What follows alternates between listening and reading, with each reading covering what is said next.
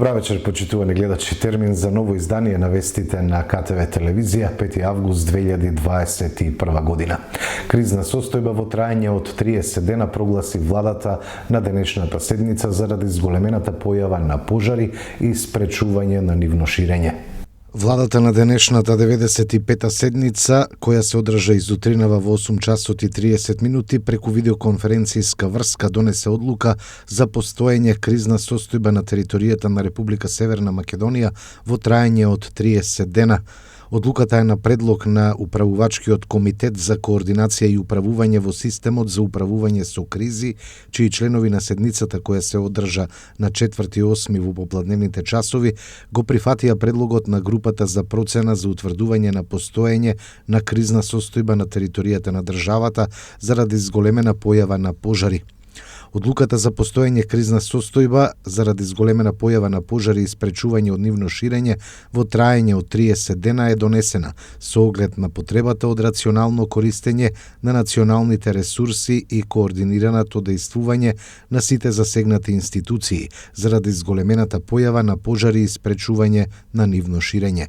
За одлуката ќе се извести председателот на Републиката и Собранието. Заради операционализирање на одлуката, владата донесе заклучоци на председателот на државата да му предложи да одлучи за учество на дел од припадниците на армијата во справување со кризната состојба.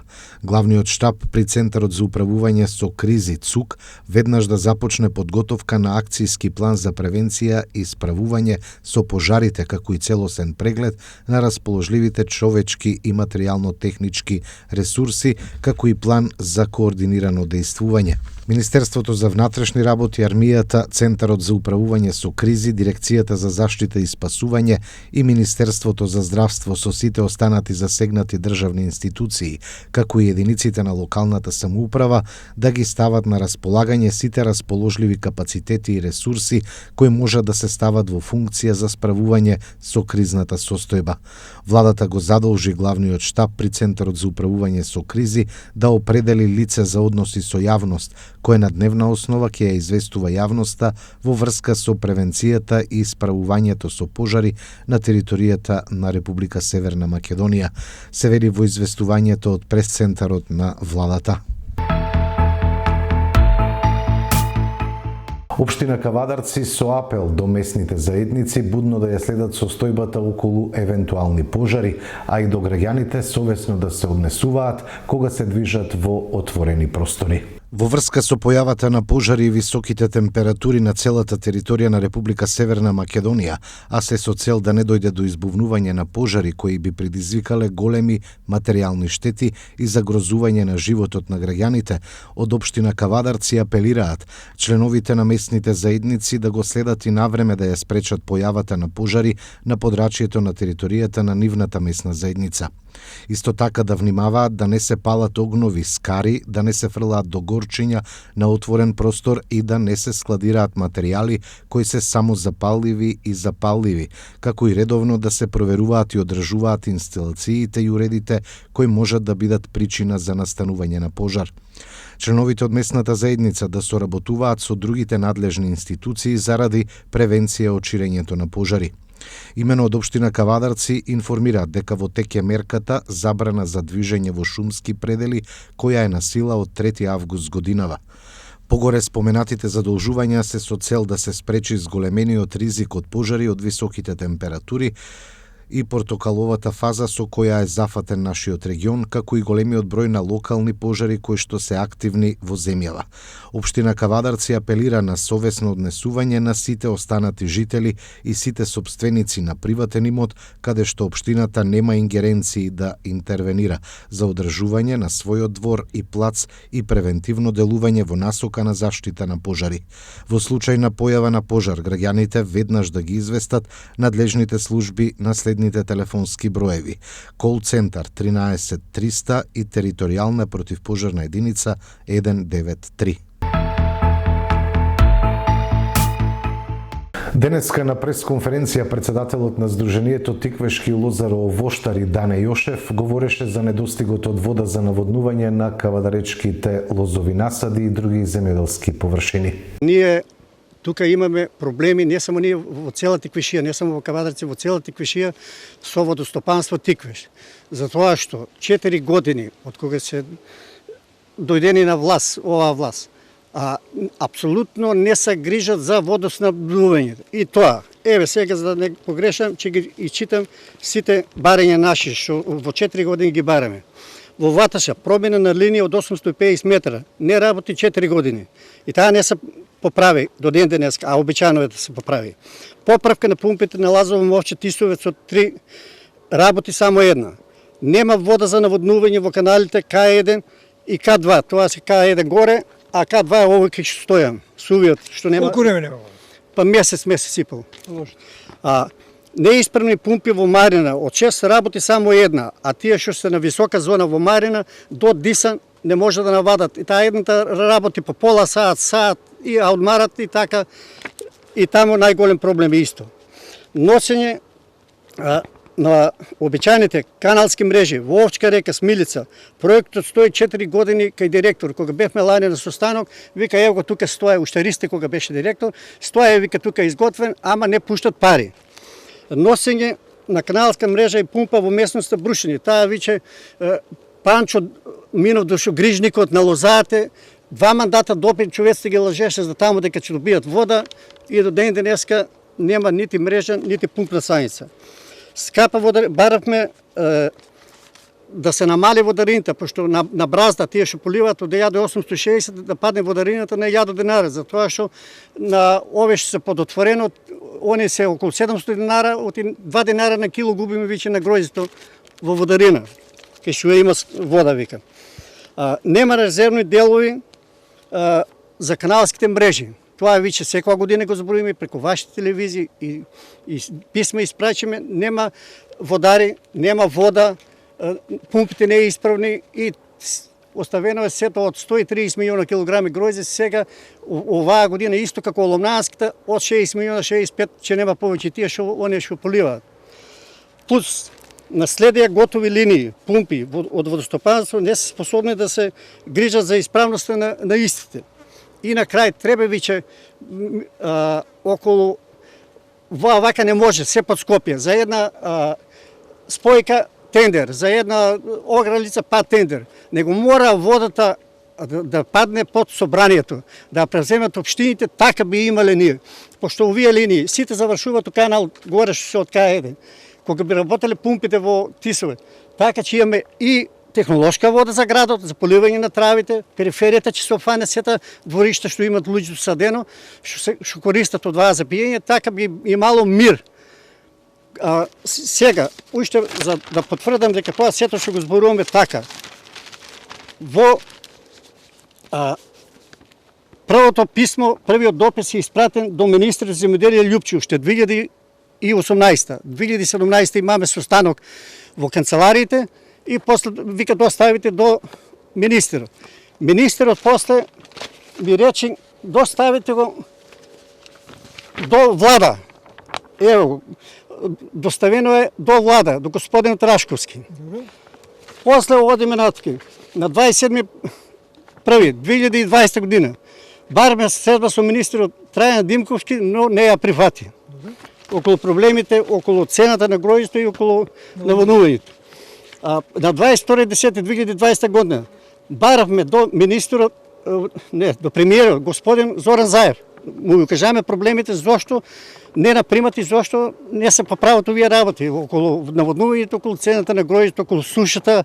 Имаме али проблеми што не се надуват. И на 21.1.2021 пак тие нашите 10 барања што беа околу неисплатата на субвенциите, неисплата на зелената нафта, неисплата на 20%, за регистрирани земјоделци 20%. Со сите тие 10 наши барања, околу тие барања му поставиме исто барање за водостопанство да се реши више проблемот со наводнувањето.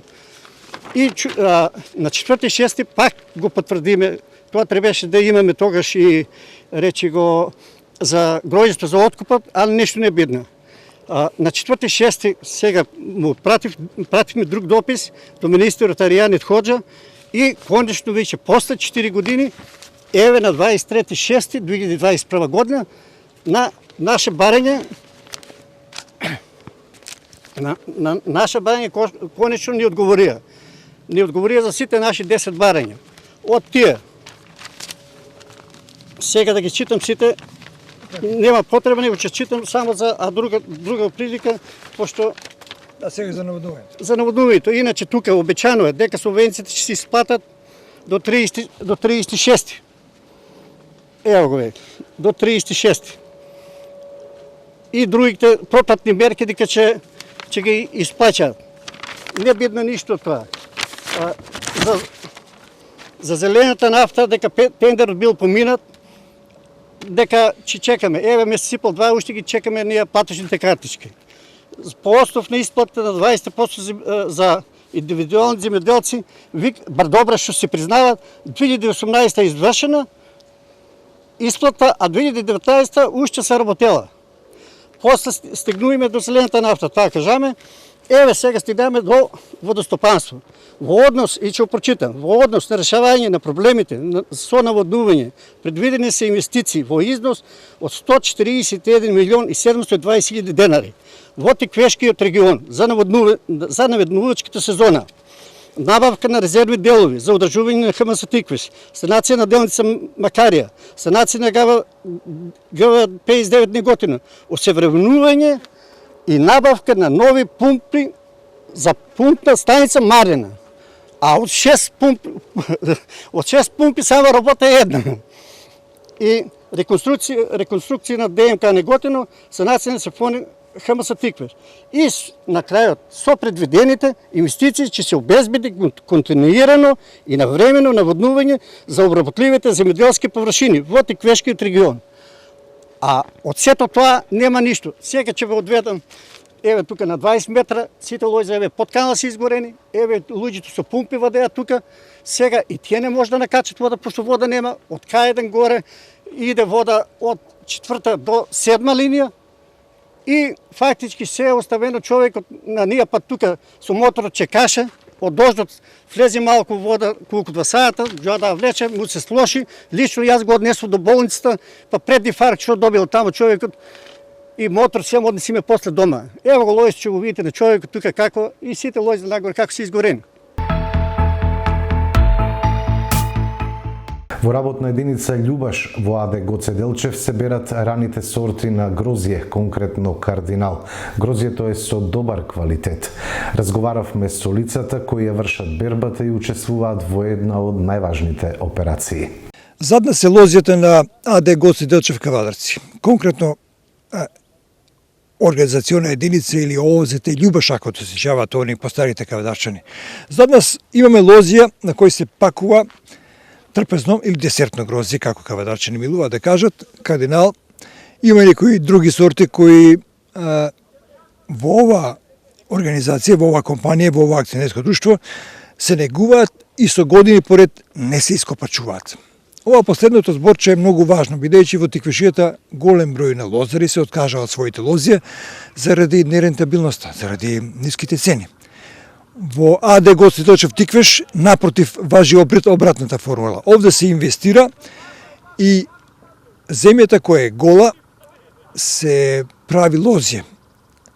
Големи количини на лозови плантажи АД Гоце Делчев изминативе неколку години, би рекол 2 децении, подигнува под вински сорти на грозје, главно на сортите Вранец, меѓутоа и другите популарни сорти во светот на винската индустрија, но и покрај таквата состојба сепак не цветаат рози.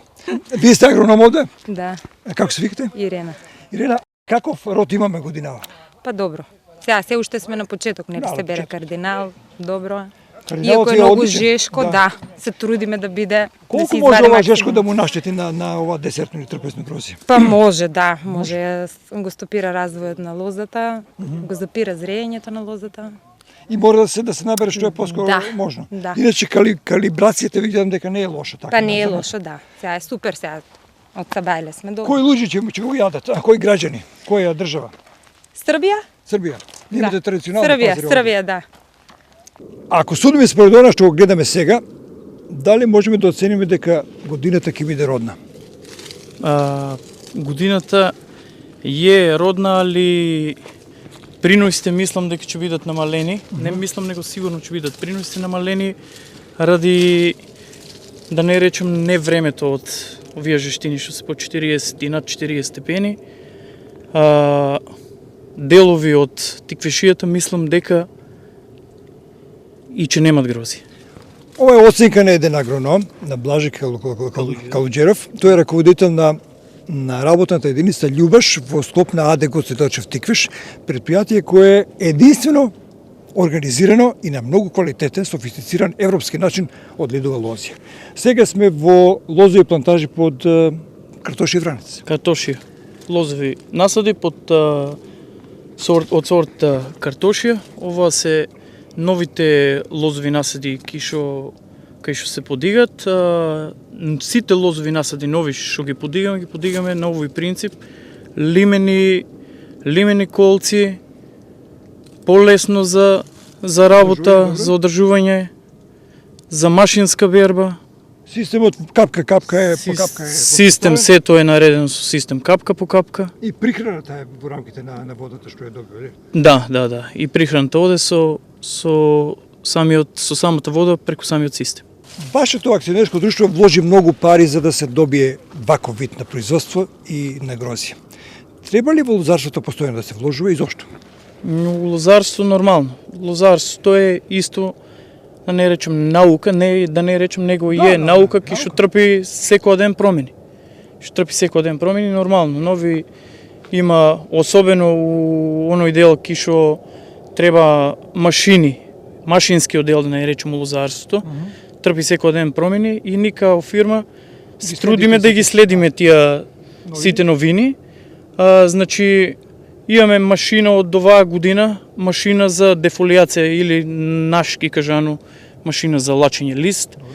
Имаме, како што спомнавме претходно, машина за берба на грозје, имаме машини 5-6 машини на ниво на Гоцеделчев имаме за подкршување на лозја или зелена резидба. Имаме машина за кроење. Така да се трудиме колку можеме, Имаме машина за копање. Колку може една лоза да даде килограми вранец? Вранецот, тука овој вранец е негден по наши проценки околу 5 кил. 5 кил од лоза. Според твојата агрономска проценка, колку би требало еден килограм вранец да се продава воопшто, да се купува, да се откупува? Според тебе? Според мене, која е таа пазарна вредност? Јас мислам дека не би требало да е под 15 денари. Само со воведување на светски стандарди може да се спасат лозарството и винарството во Македонија, вели анализата направена од Земјоделскиот институт. Голем дел од лозовите насади од сортите вранец и смедеревка во Тиквешкиот регион се оптоварени со род затоа што не се применуваат соодветни агротехнички мерки и стандарди. Ова е клучната констатација во најновата анализа на состојбата на лозовите насади во Тиквешкото виногорје, што ја направи Земјоделскиот институт при Универзитетот Свети Кирил и Методиј од Скопје, со цел да се направи соодветна проценка на приносот и квалитетот на најзастапените сорти пред почетокот на годинешната берба.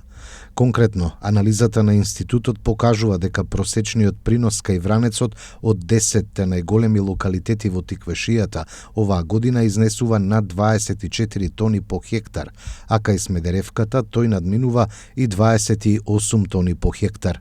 Од друга страна пак, науката и праксата покажуваат дека за да се постигне висок квалитет на грозјето, родот мора да се ограничува помеѓу 4 и 8 тони по хектар, а во исклучителни случаи, кај високородните сорти грозје, како што се вранецот и смедеревката, тој не треба да надминува 12 до 16 тони по хектар. Според ова, годинешниот род кај најзастапените сорти на грозје во нашата земја е скоро двојно поголем од она што е дефинирано како светски стандард во оваа област, стои во анализата од Земјоделскиот институт. Понатаму, дополнително, според познавачите на состојбите, голем дел од производителите на грозје во земјава го зголемуваат родот со тоа што неконтролирано и обемно го наводнуваат грозјето со што се добива народност и тежина, но при тоа се губи шеќерноста која има клучна улога во квалитетот на виното, затоа што од грозје со ниска шеќерност може да се произведе само вино со низок квалитет. Мотивацијата кај производителите за постигнување што поголем принос на лозјата лежи во несоодветната политика на субвенционирање по килограм, наместо со неа да се поттикнува зголемување на квалитетот на грозјето.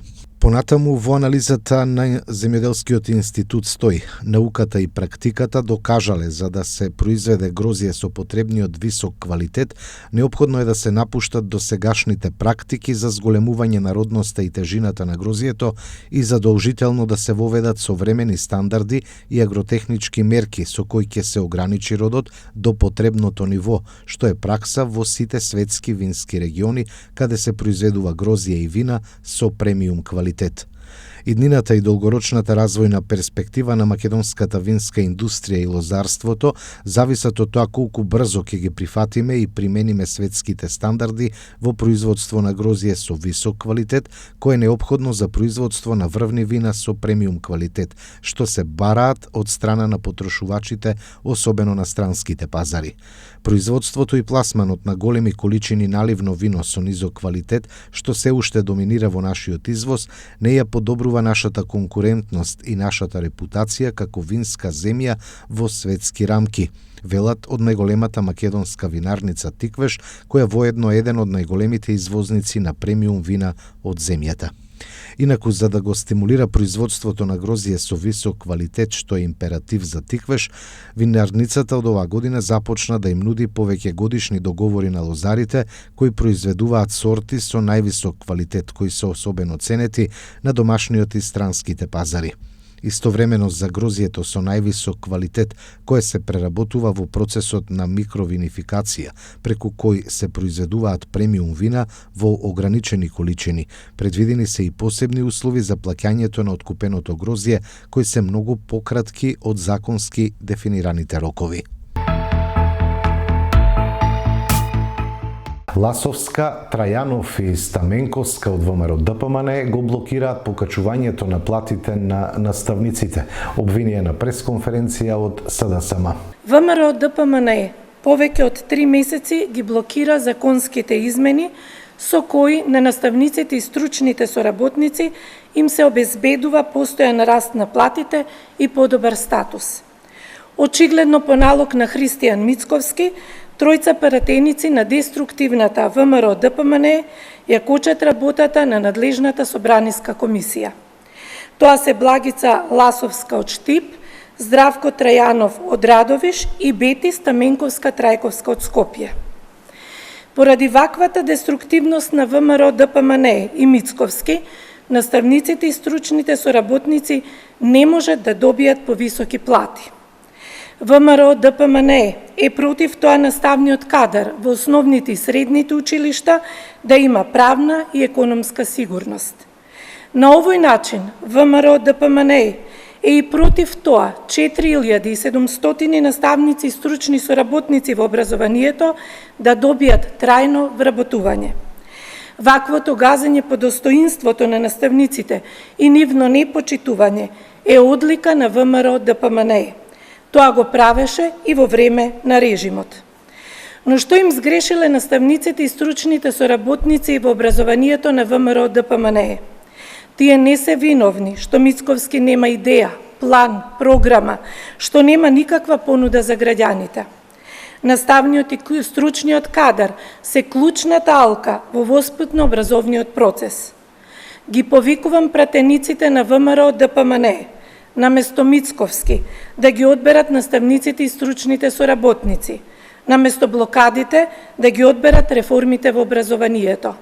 Реформите во образованието се во интерес на граѓаните, на наставниците, на образовниот процес, на учениците. Ангелов купува телефони и мебел, а нема пари за соодветна противпожарна заштита. Обвинувања од ВМРО ДПМН. Според делот документите кои што ги поседуваме, со подпис на Стојан Ангелов, Само годинава се потрошени 200.000 евра со измени на планот за јавни набавки на ЦУК за мебел, телефони и луксузи. Стојанче Ангелов додал над 1 милион денари за мобилен телефон со измена на годишниот план за јавни набавки на ЦУК. Според овој пак документ, од 7 април годинава, Стојанче Ангелов подпишал 2 милиони и 700.000 денари за канцелариски мебел и компјутери, над 1 милион за купување на канцелариски мебел и 1 милион и 700.000 за информатичка опрема. Почитувани, сервисирањето на канадерите, единствените средства за навремено справување со огнена стихија во шума, во планина, каква што ја зафати Македонија, чинело 400.000 евра. Ама тоа било скапо. За телефоните и за фотелите на Стојанче не е скапо. За канадерите е скапо. Почитувани, Зоран Заев го награди Стојанче Ангелов заради тоа што цела Македонија е доведена во опасност. Стојанче е награден затоа што Македонија е изложена на подсмев во светот заради несервисирани канадери, противпожарни возила од пред цел век, заради почеток на акција цели 3 дена по информациите дека има шумски пожар. Ангелов купува телефони и мебел, а се нема пари за соодветна противпожарна заштита. Но Стојанче смета дека не е одговорен и не била негова надлежност. Зоран Заев го напредува. По се изгледа, работата на Стојанче Ангелов е да зема плата од буџетот за да се фотографира, да го фали Заев и да се луксузира во канцеларии со нов мебел и опрема, додека Македонија се пеплосува. Почитувани, Зоран Заев за директор на Центарот за управување со кризи избра нестабилен, несериозен и човек без елементарни познавања за функцијата на која што е поставен. Едноставно, Стојанче Ангелов нема чувство за одговорност и со изборот на Заев, на Стојанче Ангелов, граѓаните во Македонија се доведени во опасност. И се што се случувало до сега, и се што ќе се случува понатаму, не е одговорно само на Стојанче Ангелов, туку и директно на Зоран Заев.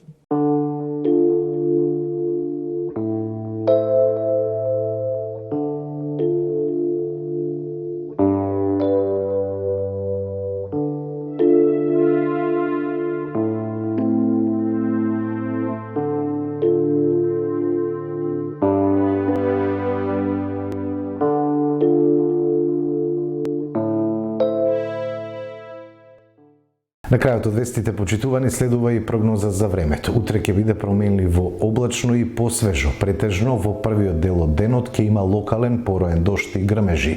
Ќе дува слаб до умерен северозападен ветер, кој долж по Вардарието ќе засилува. УВ индексот 8, а температурата до 36 степени. Потоа следува сончево и топло време со температура до 38 степени. Пократкото заладување утре, повторно високи температури. Тоа беше и последната содржина во ова издание на вестите. Имајте секое добро со нашата програма.